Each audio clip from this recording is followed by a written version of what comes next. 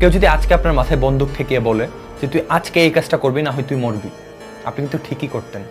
আপনি তখন ওই এক্সকিউজ দিতেন না, ভাই আমি পরে করবো, এখন রাইট টাইম না, আমি ভালো মোটিভেশন পাচ্ছি না, হয়তো সামনে করবো, আচ্ছা কালকে করি, দেখা যাক। না, আপনি তখন ঠিকই এই কাজটা করতেন।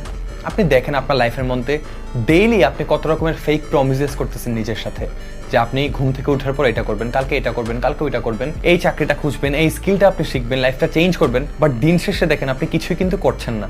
সো আজকে এই সব রকমের এক্সকিউজ বাদ দিয়ে নিজের মাথায় বন্দুকটা ঠেকান, নিজেকে প্রমিস করেন এদের আপনি করবেন, না হয় আপনি মরবেন।